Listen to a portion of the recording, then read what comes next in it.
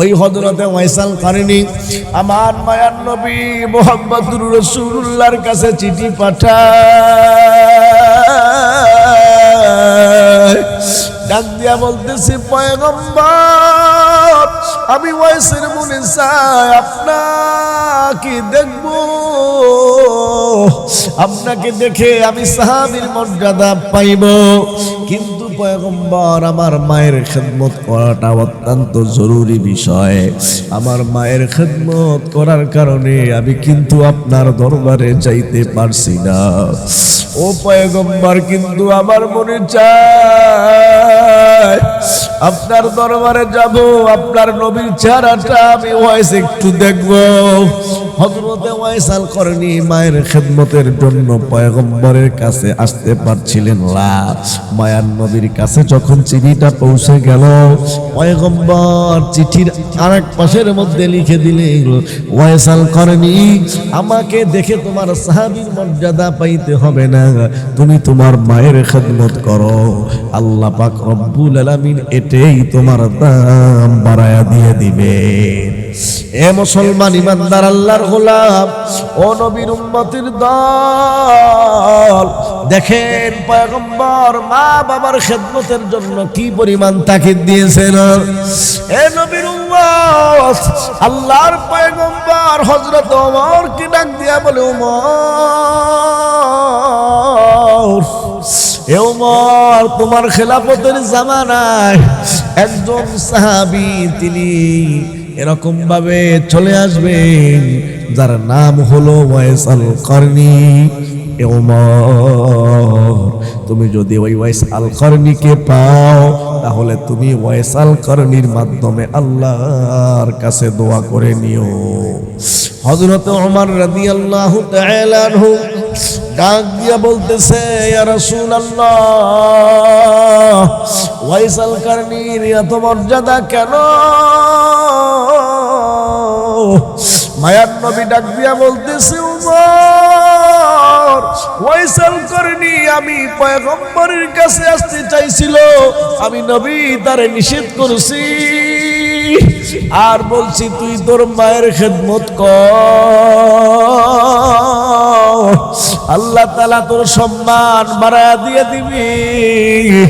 আমার মায়ার নবী ডাক দিয়া বলে, ওমর, ওয়াইসাল করনি মায়ের খেদমত করার কারণে আল্লাহ তাআলা ওয়াইসাল করনির মর্যাদা এত বাড়িয়ে দিয়েছে। ওয়াইসাল করনি আল্লাহর কাছে যে দোয়া করবে আল্লাহ তাআলা সেই দোয়া কবুল করে নিয়ে নিবে। হযরত ওমর রাদিয়াল্লাহু তাআলা আনহুর খেলাফতের জামানা শুরু হয়ে গেছে। হযরত ওমর রাদিয়াল্লাহু তাআলা আনহু তিনি শুধু লক্ষ্য করতেছে নতুন কোন কাফেলা মদিনার মধ্যে আসে কিনা। হযরত ওমর মদিনার মধ্যে নতুন কোন কাফেলা যখন আসতো তখন তিনি লক্ষ্য করতেন তোমাদের মাঝে ওয়াইস করনি নামে কেউ আছে নাকি। হযরত ওমর খুঁজতে খুঁজতে একটা দল পাইলেন, জামাত পাইলেন, জিজ্ঞাসা করলেন তোমাদের মধ্যে ওয়াইস করনি নামে কেউ আছো কিনা। ডাক দিয়া বলতেছে, হ্যাঁ আমাদের মধ্যে ওয়াইস করনি নামে একজন আছে। হযরত ওমর ডাক দিয়া বলে, ওয়াইস আসো, তোমার সঙ্গে গোপন কথা আছে। হযরত ওমর ডাক দিয়া বলে, এ ওয়াইসাল করনি, তুমি একটু আমার জন্য আল্লাহর কাছে দোয়া করো।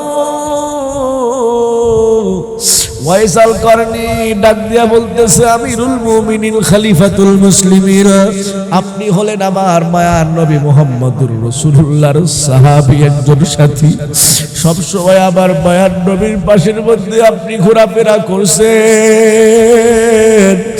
আমার মায়ার নবীকে সব সময় আপনি দেখছেন, আপনি হলেন দ্বিতীয় খলিফা। আমার মায়ার নবী আপনি ওমরকে তো অনেক মোহাব্বত করেছেন, আপনি ওমরের ব্যাপারে পয়গম্বর বলেছি ওমর যেই রাস্তায় যায় ওই রাস্তায় শয়তান কখনো যাইতে পারে না। ওমর আপনার ব্যাপারে পয়গম্বর বলেছেন, লাউ কানা বাদি নাবিয়্যুন লাকানা ওমর। ও আল্লাহর পয়গম্বর তো বলেছে নবীর পরে যদি কেউ নবী হইতো আপনি ওমর হতেন নবী। আল্লাহ তাআলা আপনার এত সম্মান মর্যাদা আল্লাহ তাআলা বাড়িয়ে দিয়েছেন, আর আপনি আমি ওয়াইস করণীকে বলতেছেন আল্লাহর কাছে দোয়া করার জন্য। হযরত ওমর রাদিয়াল্লাহু তাআলা আনহু চোখের পানি ফেলা, হযরত ওমর চোখের পানি ফেলাইয়া ডাক দিয়া বলতেছি ওয়াইসাল করনি, তুমি হয়তো জানো না মায়ার নবী মুহাম্মদুর রাসূলুল্লাহ সাল্লাল্লাহু আলাইহি ওয়াসাল্লাম আমাকে আগে থেকে তোমার খবরটা জানায়া দিয়েছে। মায়ার নবী মুহাম্মদুর রাসূলুল্লাহ বলেছে, এরে ওমর তুমি যদি ওয়াইসাল করনিকে পাও তাহলে তুমি ওয়াইসাল করনির মাধ্যমে আল্লাহর কাছে তুমি দোয়া করে নিবা। হযরত ওয়াইসাল করনি যখন পয়গম্বরের কথা যখন শুনছে, হযরত ওয়াইসাল করনি চোখের পানি আটকায়া রাখতে পারে না। হযরত ওয়াইসাল করনি শুধু কাঁদে শুধু কাঁদে। হযরত ওমরকে ডাক দিয়া বলে, ওমর মায়ার নবী মুহাম্মদুর রাসূলুল্লাহকে আমি ওয়াইসাল করনির নামটা নিয়েছে। হযরত ওমর ডাক দিয়া বলে, ওয়াইসাল করনি মায়ার নবী তোমার নামটা নিয়েছে এবং পয়গম্বর বলেছে ওয়াইসাল করনি মায়ের খেদমত করার কারণে আল্লাহর কাছে এত দামি হয়ে গেছে। ওয়াইসাল করনি এখন আল্লাহর কাছে যে দোয়া করবে আল্লাহ পাক রব্বুল আলামিন সেই দোয়া কবুল করে নিবে। এই জন্য ওয়াইস তুমি একটু আমার জন্য আল্লাহর কাছে দোয়া করো। হযরতে ওয়াইসাল করনি পয়গম্বরের কথা শোনার পর চোখের পানি আটকায়া রাখতে পারলেন না। হযরতে ওয়াইস শুধু কাঁদি শুধু কাঁদি আর কাঁদি আর বলে, হায় আমার মায়ার নবীকে আমি দেখতে পাইলাম না। এ নবীর উম্মত কথাগুলা দিনের কান দিয়া বোঝার চেষ্টা করো, তাহলে বুঝতে হবে মায়ার নবী মুহাম্মদুর রাসূলুল্লাহ সাল্লাল্লাহু আলাইহি ওয়াসাল্লাম তিনি এরকম মায়ের খেদমত করাকে বাবার খেদমত করাকে কি পরিমাণ প্রাধান্য দিয়েছেন। আল্লাহ পাক রব্বুল আলামিন বলেন, ওয়াসাইনাল ইনসানা বিওয়ালিদাইহি ইহসানা। আল্লাহ পাক রব্বুল আলামিন বলেন, আমি পৃথিবীর মানুষদেরকে অর্ডার করেছি তারা যেন তাদের মা বাবার সঙ্গে ভালো ব্যবহার করে। মা বাবার সঙ্গে ভালো ব্যবহার করো, মা বাবার সঙ্গে ভালো ব্যবহার করলে বিনিময় আল্লাহ তাআলা জান্নাতের ব্যবস্থা করে দিবেন। এ মুসলমান ইমানদার আল্লাহর গোলাম, ওই মা বাবার সঙ্গে কখনো খারাপ ব্যবহার করা যাবে না, কারণ এই মা কত কষ্ট করে তোমাকে লালন পালন করছি। ওই মায়ার নবী মুহাম্মদুর রাসূলুল্লাহর কাছে একজন সাহাবী এসে ডাক দিয়া বলে, পয়গম্বর খেদমত আমি করব কার? সাহাবীকে পয়গম্বর বললেন, তোমার মায়ের। আমার মায়ার নবী মুহাম্মদুর রাসূলুল্লাহ কি সাহাবী আবারও প্রশ্ন করলেন, সুম্মা মান ইয়া রাসূলুল্লাহ, এরপরে আমি খেদমত করব কার? মায়ার নবী ডাক দিয়া বললেন, তুমি তোমার মায়ের খেদমত করো। ওই সাহাবী আবারও ডাক দিয়া বলে, পয়গম্বর সুম্মা মান ইয়া রাসূলুল্লাহ, এরপরে আমি খেদমত করব কার? মায়ার নবী মুহাম্মদুর রাসূলুল্লাহ ডাক দিয়া বলে, সাহাবী তোমার মায়ের খেদমত করো। ওই সাহাবী রাদিয়াল্লাহু তাআলা আনহু চতুর্থবারের মতো মায়ার নবী মুহাম্মদুর রাসূলুল্লাহকে আবারও জিজ্ঞাসা করলেন, ডাক দিয়া বলতেছে, সুম্মা মান ইয়া রাসূলুল্লাহ, তারপরে আমি খেদমত করব কার? পয়গম্বর বললেন, তুমি তোমার বাবার খেদমত করো। এ নবীর উম্মতের দল, কথাগুলা দিনের কান দিয়া বুঝু ভাই। মায়ার নবী তিনবার মায়ের কথা বললেন, একবার কিন্তু বাবার কথা বলেছেন। তিনবার মায়ের কথা কেন বললেন? বলে তিনটা কষ্ট মারা এত বেশি করে যে তিনটা কষ্ট কোনো বাবাই কখনো করে না। বলে সেই 3টা কষ্ট কি কি? 1 নম্বর হলো 9টা মাস পর্যন্ত সন্তানকে গর্ভধারণ করার কষ্ট। এটা বাবাই করে না, একমাত্র মারা করে। এই জন্য মায়ের একগুণ মর্যাদা আল্লাহ তাআলা বাড়িয়ে দিয়েছেন। 2 নম্বর, একটা মাস গর্ভধারণের কষ্ট, এটা কোনো বাবাই করে না। গর্ভধারণের কষ্ট, মা যখন প্রসব বেদনা শুরু হয়ে যায়, এই প্রসব বেদনার যন্ত্রণার কষ্ট কত, এটা একমাত্র মা ছাড়া অন্য কেউ জানে না, বুঝে না। 3 নম্বর, 2টা বছর পর্যন্ত সন্তানকে দুধ খাওয়ানোর কষ্ট, এটা কোনো বাবাই করে না, একমাত্র মারাই করেন। যেহেতু 3টা কষ্ট একমাত্র মারা করে, বাবাই করে না, এই জন্য আল্লাহ পাক রব্বুল আলামিন মায়ের 3 গুণ মর্যাদা বাড়িয়ে দিয়েছে। এ নবীর উম্মতের দল, কথাগুলা দিনের কান দিয়া বোঝার চেষ্টা করো ভাই। ওই মায়ের সঙ্গে কখনো খারাপ ব্যবহার করা যাবে না। আল্লাহর পয়গম্বর জিহাদের কথা বলছেন, এ সাহাবায়ে কেরাম, জিহাদের মধ্যে গেলে এই পরিমাণ সওয়াব পাওয়া যায়, এই পরিমাণ সওয়াব পাওয়া যায়। রাসূল করিম সাল্লাল্লাহু আলাইহি ওয়াসাল্লামের কাছ থেকে সাহাবায়ে কেরাম যখন জিহাদের ফজিলতটা শুনতে পাইলেন, মায়ান নবী মুহাম্মদুর রাসূলুল্লাহর কাছে একজন সাহাবী এসে বলতেছে, ইয়া রাসূলুল্লাহ, আমি জিহাদের ময়দানের মধ্যে যেতে চাই, এই জন্য আমি বাড়ি থেকে প্রস্তুতি নিয়ে চলে আসছি। ওই সাহাবী ডাক দিয়া বলে, পয়গম্বর, আমি যখন বাড়ি থেকে চলে আসলাম, আমার মা কান্না করতেছিল, আমার বাবা কান্না করতেছিল। আমি জিহাদের ময়দানে যাব, আমার মা নারাজ, আমার বাবা নারাজ। আমার মায়ার নবী মুহাম্মদুর রাসূলুল্লাহ সাল্লাল্লাহু আলাইহি ওয়াসাল্লাম ডাক দিয়া বলে, সাহাবী, ইযহাব ইলা উম্মিক, সাহাবী তুমি তোমার মায়ের কাছে যাও, তুমি তোমার মায়ের খেদমত করো, বাবার খেদমত করো। এখন তোমার জিহাদে যাওয়ার কোনো প্রয়োজন নাই। এ নবীর উম্মতের দল, কথাগুলা দিলের কান দিয়া বুঝতে হবে ভাই। দেখেন মায়ার নবী মুহাম্মদুর রাসূলুল্লাহ সাল্লাল্লাহু আলাইহি ওয়াসাল্লাম তিনি কি পরিমাণ মা বাবার খেদমত করাকে প্রাধান্য দান করেছেন। আমার মায়ার নবী মুহাম্মদুর রাসূলুল্লাহ মসজিদে নববীর মধ্যে তিনি বসে আছেন। এমন সময় একজন বৃদ্ধা মহিলা মায়ার নবী মুহাম্মদুর রাসূলুল্লাহর কাছে চলে আসলেন। আল্লাহর পয়গম্বর দেরি না করিয়া তার মাথার মধ্যে যে পাগড়িটা ছিল, পয়গম্বর তার মাথার পাগড়িটা ওই বৃদ্ধা মহিলাকে বসতে দিলেন। সাহাবায়ে কেরাম রাদিয়াল্লাহু তাআলা আনহুম বিষয়টা নিয়ে আজীব হয়ে গেলেন। সাহাবায়ে কেরাম ডাক দিয়া বলে, পয়গম্বর, একজন সাধারণ মহিলার জন্য আপনি আপনার মাথার পাগড়ি দিলেন বসার জন্য। মায়ার নবী ডাক দিয়া বলতেছে, সাহাবায়ে কেরাম, তোমরা কি জানো ওই মহিলাকে?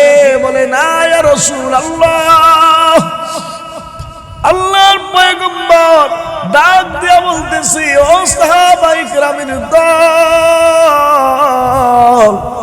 এ হলেন আমার দুধমা হালিমাতুস সাদিয়া, যার দুধ খেয়ে আমি পয়গম্বর এখনো পর্যন্ত দুনিয়াতে বেঁচে আছি। ইনি হলেন আমার দুধমা হালিমাতুস সাদিয়া, উনি আমার দুধমা, সুতরাং উনাকে তো আমি অসম্মান করতে পারি না। এই জন্য ওনার সম্মানে আমি আমার মাথার পাগড়িটা বিছায়া দিলাম তাকে বসার জন্য। ও মুসলমান, দেখেন পয়গম্বর মাকে কি পরিমাণ সম্মান দান করেছেন, মাকে কি পরিমাণ মহব্বত করেছেন, মাকে কি পরিমাণ পয়গম্বর ভালোবেসেছেন। এই জন্য পয়গম্বর বলেন, আল জান্নাতু তাহতা আকদামিল উম্মাহাত, এ মায়ের পায়ের নিচে সন্তানের বেহেশত আল্লাহ পাক রব্বুল আলামিন রেখেছেন। এই জন্য মায়ের সঙ্গে খারাপ ব্যবহার করা যাবে না, বাবার সঙ্গে খারাপ ব্যবহার করা যাবে না। আল্লাহর বান্দা ভালো করে শুনে নাও, সারা রাত তুমি তাহাজ্জুদ নামাজ পড়ো, প্রত্যেকটা বছর বাইতুল্লাহর মধ্যে গিয়ে তুমি হজ করো। এ আল্লাহর বান্দা তুমি তাহাজ্জুদ পড়ো, কোরআন তেলাওয়াত করো, নফল ইবাদত করো, দান সদকা করো, সবকিছু করো, কিন্তু মা বাবার সঙ্গে যদি ভালো ব্যবহার না হয়, এই নামাজ রোজা দিয়ে আল্লাহর দরবারে মাকবুল হওয়া যাবে না। কারণ পয়গম্বর বলেছে, রিজাল রব্বি ফি রিজাল ওয়ালিদাইন ওয়া সাখাতুর রব্বি ফি সাখাতিল ওয়ালিদাইন। আল্লাহর বান্দারা মা বাবাকে যদি রাজি করতে পারো, মহান আল্লাহ রাজি হয়ে যাবে। ওই মা বাবা যদি তোমার প্রতি নারাজ হয়, তাহলে মহান আল্লাহ তোমার উপর নারাজ হয়ে যাবে। ও মুসলমান, পয়গম্বর মা বাবার খেদমত করাকে কি পরিমাণ পয়গম্বর প্রাধান্য দিয়েছে। ওই যে হযরতে ওয়াইস আল কারনীর কথা আমরা কে না জানি। ওই ওয়াইস আল কারনী আমার মায়ার নবী মুহাম্মদুর রাসূলুল্লাহর কাছে চিঠি পাঠায়। ওয়াইস আল কারনী পয়গম্বরের কাছে চিঠি পাঠায়, বলে ইয়া রাসূলুল্লাহ, আমি ওয়াইসের অনেক মনে চাই, ও পয়গম্বর আপনাকে একটু দেখবো, সাহাবীর মর্যাদা আমি পাইব। ও মুসলমান, কেউ যদি ইমানের হালতে মায়ার নবী মুহাম্মদুর রাসূলুল্লাহকে দেখে, তাহলে সে সাহাবীর মর্যাদা পায়। যদি ওই অবস্থায় আবার ইন্তেকালও করে, একজন সাহাবীর মর্যাদা কত, একজন আদনা সাহাবীর মর্যাদা কত? বলে সমস্ত উম্মতের মর্যাদা যেমন, একজন আদনা সাহাবীর মর্যাদা তেমন। কারণ তারা তো মায়ার নবী মুহাম্মদুর রাসূলুল্লাহকে দুই চোখ দিয়ে তারা দেখেছে, আল্লাহ তাআলা তাদেরকে নির্বাচিত করেছেন। সাহাবায়ে কেরামদের ব্যাপারে আল্লাহ তাআলা কোরআনের মধ্যে বলেছেন, ওয়াস-সাবিকুনাল আউয়ালুনা মিনাল মুহাজিরিন ওয়াল আনসার والذين اتبعوهم بإحسان رضي الله عنهم ورضوا عنه وأعد لهم جنات تجري تحتها الأنهار। একজন আদনা সাহাবীর মর্যাদা করো, সাহাবায়ে কেরামের মর্যাদা কি রকম? আল্লাহ তাআলা বলে সাহাবায়ে কেরাম হলো দুই গ্রুপ, একটা হলো আনসার আর একটা হলো মুহাজির। সাহাবায়ে কেরামকে আল্লাহ তাআলা মাপকাঠি বানিয়েছেন। আল্লাহ তাআলা বলে আনসার হোক চাই মুহাজির হোক, যারা আনসার এবং মুহাজিরের অনুসরণ করবে, আমি আল্লাহ তাআলা তাদের জন্য জান্নাত তৈয়ার করে রেখেছি। আল্লাহ তাআলা আরো ঘোষণা দেয়, রাদিয়াল্লাহু আনহুম ওয়া রাদু আনহু, তারা আল্লাহর উপর খুশি, আল্লাহ তাদের উপর খুশি। ও মুসলমান ইমানদার আল্লাহর গোলাম, কথাগুলা দিলের কান দিয়া বোঝার চেষ্টা করো ভাই। এই সাহাবী রাদিয়াল্লাহু তাআলা আনহুর মর্যাদা আল্লাহ তাআলা কি পরিমাণ বাড়িয়ে দিয়েছেন। ওই হযরতে ওয়াইস আল কারনী আমার মায়ার নবী মুহাম্মদুর রাসূলুল্লাহর কাছে চিঠি পাঠায়, ডাক দিয়া বলতেছি, পয়গম্বর আমি ওয়াইসের মনে চাই আপনাকে দেখব, আপনাকে দেখে আমি সাহাবীর মর্যাদা পাইব। কিন্তু পয়গম্বর আমার মায়ের খেদমত করাটা অত্যন্ত জরুরি বিষয়। আমার মায়ের খেদমত করার কারণে আমি কিন্তু আপনার দরবারে যাইতে পারছি না। ও পয়গম্বর, কিন্তু আমার মনে চায় আপনার দরবারে যাব, আপনার নবীর চেহারাটা আমি ওয়াইস একটু দেখবো। হযরতে ওয়াইস আল করনি মায়ের খেদমতের জন্য পয়গম্বরের কাছে আসতে পারছিলেন না। মায়ার নবীর কাছে যখন চিঠিটা পৌঁছে গেল, পয়গম্বর চিঠির আরেক পাশের মধ্যে লিখে দিলেন, ওয়াইস আল করনি, আমাকে দেখে তোমার সাহাবীর মর্যাদা পাইতে হবে না, তুমি তোমার মায়ের খেদমত করো, আল্লাহ পাক রব্বুল আলামিন এটাই তোমার দাম বাড়ায়া দিয়ে দিবে। এ মুসলমান ইমানদার আল্লাহর গোলাম ও নবীর উম্মতের দল, দেখেন পয়গম্বর মা বাবার খেদমতের জন্য কি পরিমাণ তাকিদ দিয়েছেন। এ নবীর উম্মত, আল্লাহর পয়গম্বর হযরত ওমর কি ডাক দিয়া বলে, ওমর,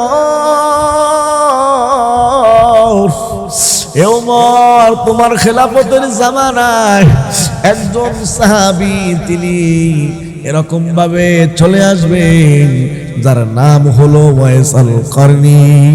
এ ওমর, তুমি যদি ওই ওয়াইস আল করনিকে পাও তাহলে তুমি ওয়াইস আল করনির মাধ্যমে আল্লাহর কাছে দোয়া করে নিও। হযরত ওমর রাদিয়াল্লাহু তাআলা আনহু ডাক দিয়া বলতেছে, ইয়া রাসূলুল্লাহ, ওয়াইস আল করনির এত মর্যাদা কেন? মায়ার নবী ডাক দিয়া বলতেছে, ওমর, ওয়াইস আল করনি আমি পয়গম্বরের কাছে আসতে চাইছিল, আমি নবী তারে নিষেধ করেছি আর বলছি তুই তোর মায়ের খেদমত কর, আল্লাহ তাআলা তোর সম্মান বাড়ায়া দিয়ে দিবি। আমার মায়ার নবী ডাক দিয়া বলে, ওমর, ওয়াইস আল করনি মায়ের খেদমত করার কারণে আল্লাহ তাআলা ওয়াইস আল করনির মর্যাদা এত বাড়িয়ে দিয়েছে। ওয়াইস আল করনি আল্লাহর কাছে যে দোয়া করবে আল্লাহ তাআলা সেই দোয়া কবুল করে নিয়ে নিবে। হযরত ওমর রাদিয়াল্লাহু তাআলা আনহুর খেলাফতের জামানা শুরু হয়ে গেছে। হযরত ওমর রাদিয়াল্লাহু তাআলা আনহু তিনি শুধু লক্ষ্য করতেছে নতুন কোন কাফেলা মদিনার মধ্যে আসে কিনা। হযরত ওমর মদিনার মধ্যে নতুন কোন কাফেলা যখন আসতো তখন তিনি লক্ষ্য করতেন তোমাদের মাঝে ওয়াইস করনি নামে কেউ আছে নাকি। হযরত ওমর খুঁজতে খুঁজতে একটা দল পাইলেন, জামাত পাইলেন, জিজ্ঞাসা করলেন তোমাদের মধ্যে ওয়াইস করনি নামে কেউ আছো কিনা। ডাক দিয়া বলতেছে, হ্যাঁ আমাদের মধ্যে ওয়াইস করনি নামে একজন আছে। হযরত ওমর ডাক দিয়া বলে, ওয়াইস আসো, তোমার সঙ্গে গোপন কথা আছে। হযরত ওমর ডাক দিয়া বলে, এ ওয়াইস আল করনি, তুমি একটু আমার জন্য আল্লাহর কাছে দোয়া করো।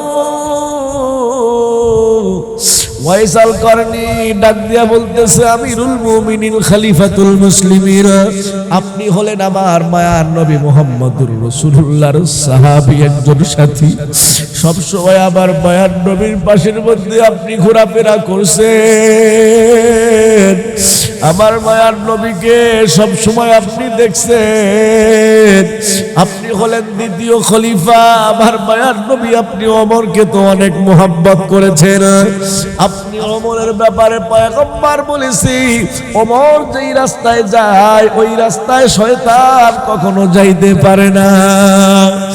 ওমর আপনার ব্যাপারে পয়গম্বর বলেছেন, লাউ কানা বাদি নাবিয়্যুন লাকানা ওমর। ও ওমর, আল্লাহর পয়গম্বর তো বলেছে নবীর পরে যদি কেউ নবী হইতো আপনি ওমর হতেন নবী। আল্লাহ তাআলা আপনার এত সম্মান মর্যাদা আল্লাহ তাআলা বাড়িয়ে দিয়েছেন, আর আপনি আমি ওয়াইস করনিকে বলতেছেন আল্লাহর কাছে দোয়া করার জন্য। হযরত ওমর রাদিয়াল্লাহু তাআলা আনহু চোখের পানি ফেলা, হযরত ওমর চোখের পানি ফেলাইয়া ডাক দিয়া বলতেছি, ওয়াইস আল করনি তুমি হয়তো জানো না মায়ার নবী মুহাম্মদুর রাসূলুল্লাহ সাল্লাল্লাহু আলাইহি ওয়াসাল্লাম আমাকে আগে থেকে তোমার খবরটা জানায়া দিয়েছে। মায়ার নবী মুহাম্মদুর রাসূলুল্লাহ বলেছে, এরে ওমর, তুমি যদি ওয়াইস আল কারনীকে পাও তাহলে তুমি ওয়াইস আল কারনীর মাধ্যমে আল্লাহর কাছে তুমি দোয়া করে নিবা। হযরত ওয়াইস আল কারনী যখন পয়গম্বরের কথা যখন শুনছে, হযরত ওয়াইস আল কারনী চোখের পানি আটকায়া রাখতে পারে না। হযরত ওয়াইস আল কারনী শুধু কাঁদে, শুধু কাঁদে।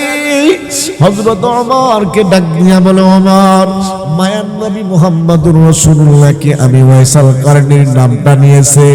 হযরত ওমর ডাক দিয়া বলে, ওয়াইস আল কারনী, মায়ার নবী তোমার নামটা নিয়েছে এবং পয়গম্বর বলেছে ওয়াইস আল কারনী মায়ের খেদমত করার কারণে আল্লাহর কাছে এত দামি হয়ে গেছে।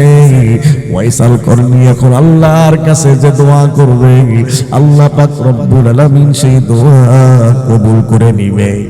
এই জন্য ওয়াইস, তুমি একটু আমার জন্য আল্লাহর কাছে দোয়া করো। হযরতে ওয়াইস আল কারনী পয়গম্বরের কথা শোনার পর চোখের পানি আটকায়া রাখতে পারলেন না। হযরতে ওয়াইস শুধু কাঁদি, শুধু কাঁদি আর কাঁদি আর বলে, হায় আমার মায়ার নবীকে আমি দেখতে পাইলাম না। এ নবীর উম্মত, কথাগুলা দিনের কান দিয়া বোঝার চেষ্টা করো, তাহলে বুঝতে হবে মায়ার নবী মুহাম্মদুর রাসূলুল্লাহ সাল্লাল্লাহু আলাইহি ওয়াসাল্লাম তিনি এরকম মায়ের খেদমত করাকে, বাবার খেদমত করাকে কি পরিমাণ প্রাধান্য দিয়েছেন। আমার ভাইয়েরা, কথাগুলা দিলের কান দিয়া বুঝো। ওই হযরতে আব্দুল্লাহ ইবনে ওমর রাদিয়াল্লাহু তাআলা আনহু আল্লাহর পয়গম্বরের কাছে আসলেন।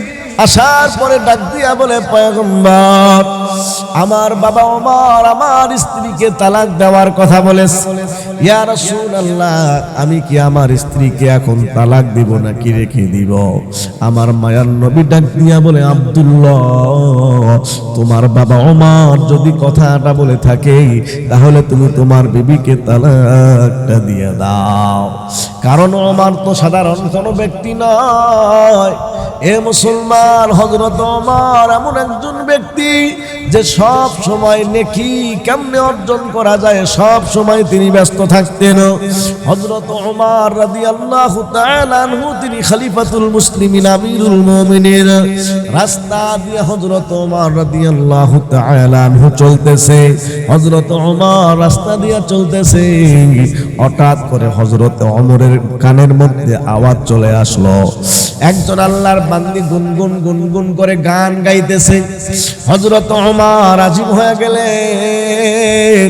আমার দেশের মধ্যে মহিলা রাত্রিবেলা গুনগুন করে গান গায়। হযরত ওমর দেরি না করিয়া এমন একটা ধমক দিলেন, ডাক দিয়া বলে, আল্লাহর বান্দি,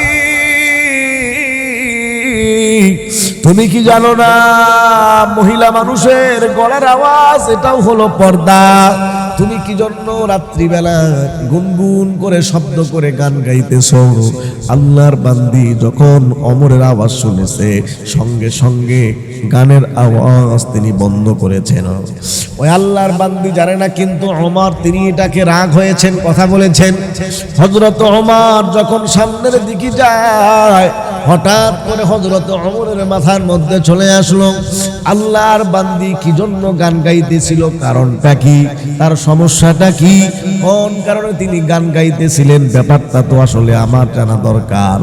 এই জন্য হযরত ওমর দেরি না করিয়া ওই আল্লাহর বান্দি ঘরের কাছের মধ্যে এসে দরজার মধ্যে একটা নক করলেন। হযরত ওমর ডাক দিয়া বলে, আল্লাহর বান্দি, দরজাটা একটু খোলো। আল্লাহর বান্দি ভয় পেয়ে গেছে। পুরুষ মানুষ রাত্রিবেলা কি জন্য দরজা খুলতে বলতেছে। হযরত ওমর শেষ পর্যন্ত বেড়া ফাঁক করে দেয়াল টপকিয়ে বা বেড়া ভেঙ্গে তিনি ভেতরের মধ্যে ঢুকলেন আর ডাক দিয়া বলতেছে, আল্লাহর বান্দি তুমি কি জানো না মহিলা মানুষের গলার আওয়াজটা এটাও হলো পর্দা। তুমি কি জন্য এই ভুলটা করলা বলো তো, তোমার সমস্যাটা কি? ওই আল্লাহর বান্দি ছিলেন অত্যন্ত সাহসী, ডাক দিয়া বলে, পথিক আমি গান গায়া অপরাধ করেছি একটা, আর তুমি আমার ঘরের মধ্যে ঢুকে অপরাধ করেছো তুমি 4টা। হযরত ওমর বিষয়টা নিয়ে আজীব হয়ে গেলেন। হযরত ওমর ভাবে, হায় কথা কি বলে, আমি নাকি 4টা অপরাধ করেছি। বলে, পথিক তোমার 1 নম্বরের অপরাধ হলো যখন কারো ঘরের মধ্যে ঢুকতে হয় তার অনুমতি নিতে হয়। আল্লাহ পাক রব্বুল আলামিন বলেন, ইয়া আইয়ুহাল্লাযীনা আমানু লা তাদখুলু বুয়ুতান নাবিয়্যি ইল্লা আইয়ুযানা লাকুম। হে ঈমানদাররা, যখন তোমরা নবীর ঘরের মধ্যে প্রবেশ করো তাহলে ঢোকার আগে অবশ্যই তোমরা পারমিশন নাও। এই জন্য কারো ঘরে ঢোকার আগে পারমিশন নিতে হয়। হে পথিক, আপনি তো আমার কাছে কোনো পারমিশন নিলেন না, এটা হলো আপনার 1 নম্বরের অপরাধ। 2 নম্বর হলো কারো ঘরের মধ্যে ঢুকতে গেলে অবশ্যই তারে সালাম দিতে হয়।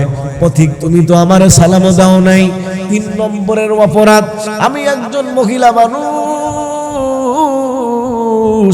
আমার ঘরের মধ্যে কোনো স্বামী নাই, পুরুষ মানুষ নাই, আপনি একজন অপরিচিত পুরুষ, কি জন্য আমার ঘরের মধ্যে ঢুকলেন? 3 নম্বরের অপরাধ। আপনার 4 নম্বরের অপরাধ হলো মানুষের হক নষ্ট করা, মাল নষ্ট করা, এটা হলো অপরাধ। আপনি আমার বেড়া ভেঙ্গে ঢুকেছেন, আমার ঘরের ক্ষতি হয়েছে, এটা হলো আপনার 4 নম্বরের অপরাধ। হযরত ওমর বিষয়টা চিন্তা করলেন, আসলে তো ঠিক, আমি তো মহিলার অনেক ক্ষতি করে ফেললাম। ওই আল্লাহর বান্দি ডাক দিয়া বলে, পথিক তুমি কি জানো বর্তমান মদিনার শাসককে? এ পথিক, বর্তমান মদিনার শাসক হযরতে আমিরুল মুমিনিন খলিফাতুল মুসলিমিন ওমর। আমি সকালবেলা ওমরের দরবারে যাব আর তোমার দরবারে, ওমরের দরবারে তোমার বিরুদ্ধে নালিশ করব। তুমি কি জন্য একজন অপরিচিত পুরুষ হইয়া আমার ঘরের মধ্যে রাত্রিবেলা তুমি প্রবেশ করেছো? হযরত ওমর রাদিয়াল্লাহু তাআলা আনহু এখনো পর্যন্ত পরিচয়টা দিলেন না। হযরত ওমর ডাক দিয়া বলতেছে, বোন আমি যদি তোমাকে একটা কথা জিজ্ঞাসা করি তুমি কি বলবা? এবং তুমি ওমরের দরবারে আমার ব্যাপারে নালিশ দাও, এ ব্যাপারে আমি তোমাকে কোনো বাধা দিব না, কিন্তু বোন তুমি কি জন্য গুনগুন করে কান্না করতেছো এটা তুমি একটু আমারে বলো। ওই আল্লাহর বান্দি বলতেছে, পথিক 6 মাস পার হয়ে গেল, আমার স্বামীকে আমিরুল মুমিনিন হযরত ওমর সীমান্ত এলাকার মধ্যে প্রহরী হিসাবে, দেশের প্রহরী হিসাবে পাঠিয়ে দিয়েছে, দেশ রক্ষার জন্য পাঠিয়ে দিয়েছে। 6 মাস হয়ে গেল, আমার স্বামীর সাথে আমার কোনো খবর নাই, আমার স্বামীর সাথে আমার কোনো যোগাযোগ নাই। বহুদিন থেকে মহিলা মানুষ স্বামী ছাড়া আছি, এই জন্য স্বামীর প্রেম মোহাব্বত ভালোবাসা অন্তরের মধ্যে জাগ্রত হয়ে গেছে। এই জন্য আমার স্বামীর কথা মনে পড়ার কারণে গুনগুন গুনগুন করে কিছু প্রেমের গান আমি গাইতেছিলাম। হযরত ওমর ডাক দিয়া বলতেছে, বোন আমি তোমাকে একটা প্রস্তাব করতে চাই। বলে, কি প্রস্তাব? হযরত ওমর ডাক দিয়া বলতেছে, বোন সকালবেলা আমি যদি তোমার স্বামীকে তোমার বাড়ির মধ্যে আনার ব্যবস্থা করতে পারি তাহলে কি ওমরের দরবারে তারপরেও কে তুমি মামলা দিবা? আল্লাহর বান্দি বলতেছে, পথিক না, তুমি যদি সকালবেলা কেন সন্ধ্যার আগেও তুমি যদি আমার স্বামীকে আনি দিতে পারো তাহলে তোমার বিরুদ্ধে ওমরের দরবারে কোনো আমি মামলা দায়ের করব না। এ মুসলমান ইমানদার আল্লাহর গোলাম, হযরত ওমর দেরি না করিয়া তার স্ত্রীর কাছে গেলেন বা তার মেয়ের কাছে গেলেন, বর্ণনা ভিন্ন মতে। ডাক দিয়া বলতেছে, একজন মহিলা স্বামী ছাড়া কয়দিন পর্যন্ত থাকতে পারে? বলে 4 মাস থাকতে পারে। হযরত ওমর দেশের মধ্যে এলান করে দিলেন, 4 মাসের বেশি কেউ আর বাহিরের মধ্যে থাকতে পারবে না। 4 মাসের ভিতরে স্ত্রীর সঙ্গে সাক্ষাৎ করতে হবে। এ মুসলমান ইমানদার, এ নবীর উম্মত, এই হলেন হযরতে আমিরুল মুমিনিন খলিফাতুল মুসলিমিন হযরত ওমর। সেই ওমরের ব্যাপারে পয়গম্বর বলেছেন, লাউ কানা বাদি নাবিয়্যুন লাকানা ওমর। এই ওমরকে পয়গম্বর বললেন, ওরে ওমর, তুমি যদি ওয়াইস কারণীর সঙ্গে সাক্ষাৎ তোমার যদি হয়, ওয়াইস আর করণীর মাধ্যমে আল্লাহর কাছে তুমি দোয়া করায়া নিবা। কারণ ওমর ওয়াইস আর করণী মা বাবার খেদমত করার কারণে আল্লাহ পাক হযরতে ওয়াইসের এত দাম বাড়া দিয়েছে। হযরতে ওয়াইস আল্লাহর কাছে যে দোয়া করে, আল্লাহ পাক হযরতে ওয়াইসের দোয়াকে কবুল করে নেয়। এই জন্য মুসলমান ইমানদার আল্লাহর গোলাম, ওই মা বাবার সঙ্গে খারাপ ব্যবহার করা যাবে না, মা বাবার সঙ্গে কখনো রূঢ় ব্যবহার করা যাবে না। এক সাহাবী আল্লাহর পয়গম্বরের কাছে চলে আসলেন। আসার পরে ডাক দিয়া বলতেছে, ইয়া রাসূলুল্লাহ, আমার সন্তান এখন বড় হয়ে গেছে। ওই সাহাবী চোখের পানি ফেলায় আর আমার মায়ার নবীকে ডাক দিয়া বলে, ইয়া রাসূলুল্লাহ, আমি এক সময় শক্তিশালী ছিলাম, আমার ছেলে ছিল অত্যন্ত দুর্বল, ও ঠিক মতো হাঁটতে পারতো না, ও ঠিক মতো খাইতে পারতো না। ও মায়ার নবী, আমি ওকে আমার কোলের মধ্যে নিয়ে হাঁটাহাঁটি করছি, আমি ওকে পিঠের মধ্যে নিয়ে কত হাঁটাহাঁটি করছি। ও ছিল অত্যন্ত দুর্বল, খাইতে পারতো না, আমি ওকে আমার হাত দ্বারা আমি খাওয়াইছি। ওর টাকা পয়সা ছিল না, ও তো ছিল ফকির। আমি বাবা ওকে টাকা পয়সা দিয়েছি, ও যা চাইছে আমি তাই করছি। কিন্তু পয়গম্বর, এখন আমি হয়ে গেছি দুর্বল, আমার টাকা নাই, আমার পয়সা নাই, আমার আগের মতো আর শক্তি নেই।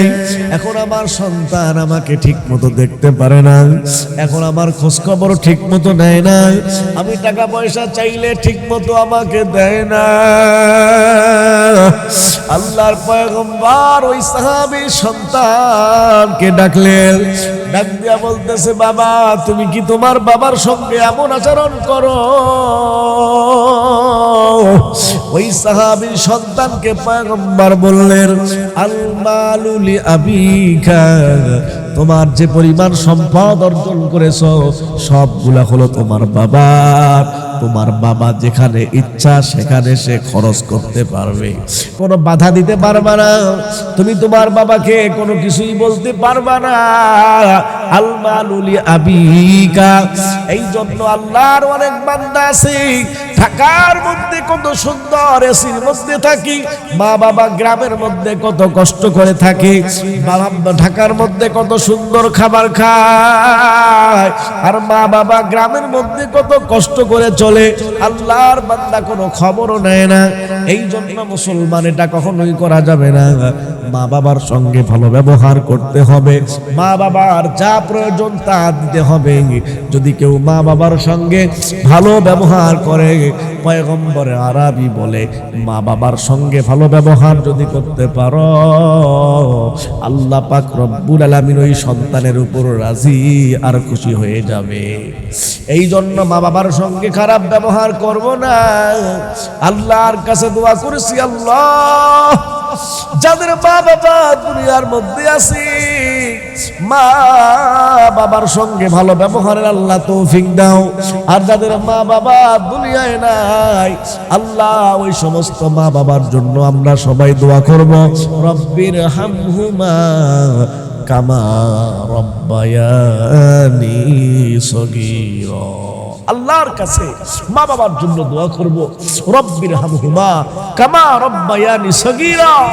আল্লাহ, তুমি আমার মা বাবার সঙ্গে সেরকম আচরণ করো যেরকম আচরণ আমার মা বাবা আমাকে ছোট্টবেলা করেছে, যে পরিমাণ তারা যেভাবে তারা আমাকে প্রতিপালন করেছে। আল্লাহ তুমি তোমার রহমতের কোলে তাদের কিভাবে প্রতিপালন করো আমার ভাইয়েরা। এই জন্য মা বাবার সঙ্গে খারাপ ব্যবহার, দুর্ব্যবহার করা যাবে না। বেঁচে থাকলে খেদমত করেন, মারা গেলে সন্তান মা বাবার জন্য আল্লাহর কাছে দোয়া করেন। সন্তান যদি মা বাবার কাছে, মা বাবার জন্য আল্লাহর কাছে ফরিয়াদ করে, কান্নাকাটি করে, ওই মা বাবা কবর থেকে সন্তানের জন্য দোয়া দিতে থাকে। আল্লাহর কাছে বলেছে, আল্লাহ সেই সন্তান আমার জন্য কান্নাকাটি করছে, এত কষ্ট করছে, আল্লাহ ওই সন্তানকে তুমি বালা মুসিবত থেকে হেফাজত করো, আমার সন্তানের মনের নেক আশাকে পূরণ করো। মা বাবা কবর থেকে সন্তানের জন্য রুহানি দোয়া করতে থাকে। আল্লাহর কাছে দোয়া করছি, যাদের মা বাবা দুনিয়াতে আছে খেদমত করার তৌফিক দাও। যাদের মা বাবা ইন্তেকাল করেছেন তাদের জন্য মাগফিরাতের দোয়া করব। আল্লাহ যেন মা বাবাকে কবরের মধ্যে আযাব দিয়ে থাকলে আযাবকে মাফ করে দেন। ওয়া আখির দাওয়ানা আলহামদুলিল্লাহি রাব্বিল